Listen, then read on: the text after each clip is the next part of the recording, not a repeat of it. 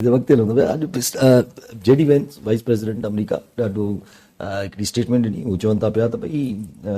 हुननि खां सवाल थियो त हमास जे बारे में हाणे तव्हांजो छा ख़्यालु आहे, त हू चवनि था भई इसराइल IDF यानी कि इसराइल डिफेंस फोर्स हाणे हुननि जो को तालुक़ु न आहे हमास खे ख़तमु करण जो। हमास खे हाणे डीमिलिटराइज़ करण या ख़तमु करण जो तालुक़ु जेको आहे उहो हाणे ISF चई वठो, जेका इस्लामिक ठहंदी आर्मी का बि जेका अलाए छा फोर्स ऐं का MDF चई वठो मुस्लिम डिफेंस फोर्स, त उहा हाणे कंदी जेका कंदी। ॻाल्हि इहा आहे त इहो त वाइस प्रेसिडेंट चए पियो अमेरिका जो, पर इज़राइल त मुड़े नथो, हुते बम्बार्डमेंट त जारी रखियो वेठो। हुनजी अॼु स्टेटमेंट आई आहे त West Bank comes under the sovereignty of Israel. हा, छाकाणि तुंहिंजी पार्लियामेंट चई छॾियो, उहो त बोर्ड थो हारे, बोर्ड था हारीनि इज़राइली मिनिस्टर्स गवर्नमेंट ऐं काबीना। लेकिन क्वेश्चन इहो आहे त आख़िर हू जेका इंटरनेशनल सिक्योरिटी फोर्स आहे ISF चओ या मुस्लिम डिफेंस फोर्स जेको उनखे नालो ॾियनि था, उहो दाख़िल कॾहिं थींदी हुनमें? हुते त फ़िलहाल एड ई इज़राइल न पियो वञणु ॾे, लेकिन रोके न सघंदो। इहा ॻाल्हि जेतिरो ज़लील ऐं रुसवा थियो आहे इज़राइल ऐं जेको इमेज तबाह हिन 2 सालनि में थियो आहे, जेके पंहिंजे पाण खे मज़लूम ऐं हिटलर जा हू सॾींदा हुआ, हुननि त हाणे को जेतिरो America anti Israel sentiment America में पैदा थियो आहे, दुनिया जी शायदि उनखे परवाह हुजे बि न हुजे, उहा बार बार चवां थो उहो सेंटिमेंट हिननि लाइ हाणे अज़ाब आहे। ऐं यासिर आउं वरी हुन मामले में बि हिकिड़ी ॻाल्हि में क्लियर आहियां, हीउ जेको न्यूयॉर्क जे मेयर जो इलेक्शन आहे, जॾहिं की हिकिड़े मेयर जो इलेक्शन आहे जेको ममदानी बीठल आहे,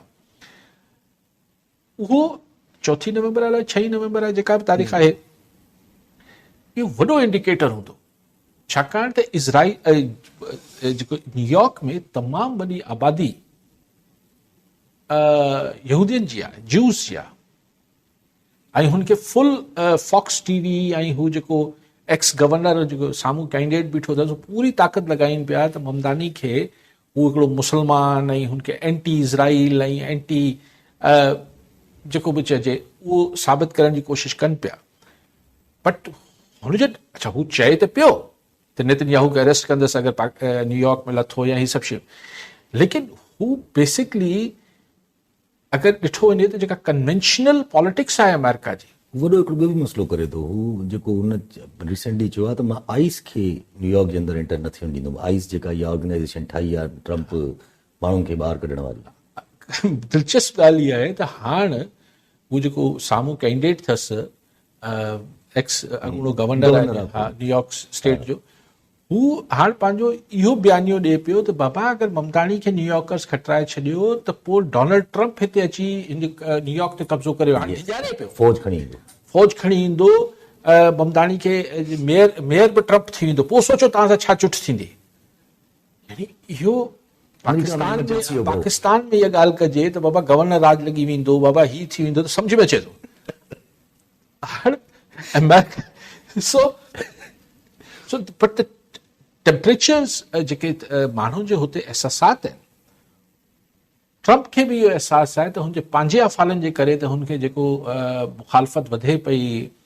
अमेरिका में, त सो त आहे सो आहे, पर बीबी नेतन्याहू ऐं इज़राइल जे करे बि हुन लाइ हिकिड़ी हेट्रेट वधे पई। सो इज़राइल खे coming back to the point कि हुनखे इहो छॾिणो त पवंदो। हाणे हुनमें इज़राइल इहे नखरा करे पियो त बाबा हिन फौज इतिहाद फ़ौजियुनि जो जेको आहे हुनमें टर्किया न हुजे, टर्की न हुजे।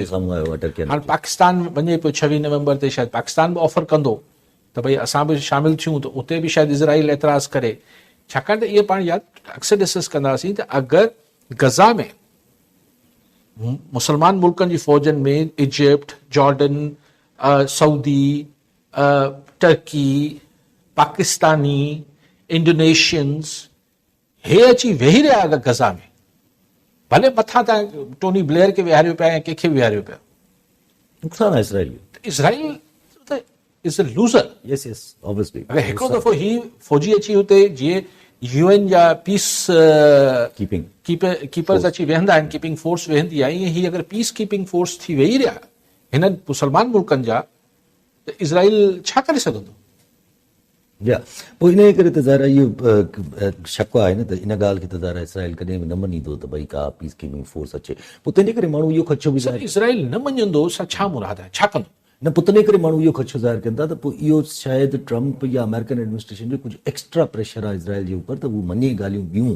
माना पोइ हिते हटे थोरो न ही त हाणे हुनजो नाठी बि इहो बयानु जेको छा नालो अथसि जेरेड कुशनर कुशनर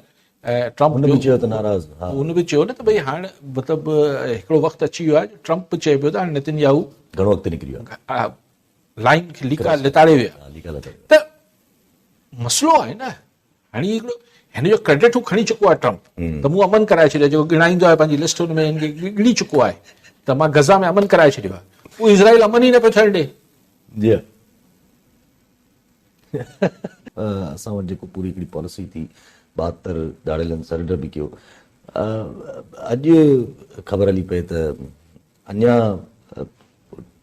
तक़रीबन सम्झो त जेके पंजाब खे बॉर्डर कनेक्ट था कनि मोस्टली सभिनि ते कॉन्वॉइस हलनि थियूं उहा ख़बर कल्ह ई हली पए त पंजाब वारे पासे ते कॉन्वाइस हलंदा छाकाणि उतां अॻुवा थिया पोइ वरी त हीउ पंजाब हुकूमत जो फ़ैसिलो आहे हाणे असीं चई सघूं था त असां धाड़ेलनि खे तड़े पार करे छॾियो आहे पंजाब पहुचाए छॾियो आहे यानी हितां कढी छॾियो आहे सर हीउ ॿोॾ थोरो पाणी वाणी काफ़ी लही वियो आहे लही वियो इहो तव्हां बसि असांजी मूं त कल्ह बि चयो ख़्वाहिश ऐं दुआ इहा आहे त धाड़ेलनि खां पाक सिंध हुजे ही जेको तरीक़ाकार ही इख़्तियार करे पई सरकार त हुननि खे सरेंडर कराए ऐं पोइ मूं कल्ह बि चयो रिज़ल्ट ॾेई छॾी भले करे वठनि रिज़ल्ट हिन में ईंदो कीअं ऐं ॿी ॻाल्हि इहा आहे त जेके हिननि धाड़ेलनि जा जेके जंहिंखां तव्हां सरेंडर करायो पिया उन्हनि जा जेके विक्टिम्स आहिनि जेका उनजा मुतासिरीन आहिनि तव्हां उन्हनि लाइ बि त रिलीफ पैकेज ॾियो न जिन्हनि खां हिननि 20 लख 10 लख जंहिंजो माण्हू मारियो अथनि उन्हनि खे बि त आउं नथो चाहियां हिननि जे माइटनि खे तव्हां तंग कयो या हिननि खे रिलीफ न ॾियो चलो ही सरेंडर कनि पिया तव्हांजी पॉलिसी आहे त जिन्हनि खे हिननि अज़ाब कयो जिन्हनि जी ज़िंदगियूं उजाड़े छॾियूं उन लाइ बि त कुझु हुजे उन्हनि लाइ बि त सरकार रिलीफ पैकेज अनाउंस करे अच्छा पर रिलीफ पैकेज उन लाइ अनाउंस करे न करे पर जेको अॼु बि हाणे जालंजार साहब जी स्टेटमेंट हले पई किथे त उहो चवनि था पिया त भई ऑपरेशन विल स्टार्ट ऐं उहो कंटिन्यू रहंदो धाड़ेलनि खे असां जेको आहे उहो न छॾिबो त ठीकु आहे सरेंडर पॉलिसी अची वई जिन सरेंडर करे छॾियो जिन न कयो हाणे न ज़ाहिर मक़सदु सरकार जो इहो आहे न त असीं हिकिड़ी कंटिन्यूअस प्रेशर रखंदासीं छाकाणि हू त चवनि पिया न त असांजे प्रेशर जे करे सरेंडर कयो अथनि छाकाणि एतिरो असां उन ते प्रेशर विधो आहे राशिद महमूद सूबरो साहब चवनि था त असांजे लॉन्ग मार्च जे प्रेशर में धाड़ेलनि सरेंडर मार्च जेको उन्हनि कयो ठीकु आहे सो हाणे भले सभु क्रेडिट खणनि मां त चवां थो अमन कंहिंजे बि करे थी वञे असांजी अखियूं थदियूं सभिनी खे क्रेडिट ॾींदासीं पर हिननि शयुनि सां अमन थींदो इहो हिकिड़ो $1 मिलियन जो सुवालु आहे सो पुलिस अगरि कॉन्स्टेंट एफर्ट करे थी ऐं धाड़ेल सरेंडर कंदा वञनि था ऐं बाक़ी मामलात तव्हां ठीकु रखो था अलाह करे ईअं थिए भाई पर जेके मूं कल्ह बि चयो त जेके ग्राउंड खे सम्झनि था ग्राउंड रियलिटीज़ खे उन्हनि जो ख़्यालु आहे त इन सां थोरो थियणु मुश्किल आहे छो सभु उहा ॻाल्हि फ्री अची थिए न पर्पज़ त ख़तमु नथो थिए न हिननि जो जॾहिं पर्पज़ इज़ ऑलवेज़ देयर पोइ चाहे ज़मीनुनि ते कब्ज़ा हुजनि चाहे फैमिली फ्यूड्स हुजनि जेको बि हुजे तेसि ताईं त एक्चुअली जेसि ताईं तव्हां ग्राउंड ते लॉ रट बहाल न कंदो हाणे इन्हनि खे चवनि था पुलिस जी नौकरियूं ॾींदा उते ई उन्हनि शाबाश उन्हनि इलाइक़नि में इहो त हाणे इहो त टू मच आहे न तव्हां उन्हनि खे पहिरीं कोर्टनि मां त हलण त ॾियो विकेट्स ठाहींदासीं उते हिननि जूं न कोर्टनि मां हलण त ॾियो ॾिसो त सही थी सघे थो कोर्ट सज़ा ॾेई छॾे तव्हांखे पका कोर्टूं न छॾे ॾींदियूं ऐं पोइ हाणे इहो त थोरो एक्स्ट्रा रिवॉर्ड थी वियो लेकिन आउं चाहियां थो हिननि खे जेको तव्हां कयो था कयो जेके हिननि जा मुतासिरीन आहिनि उन्हनि खे बि पैकेज ॾियणु खपे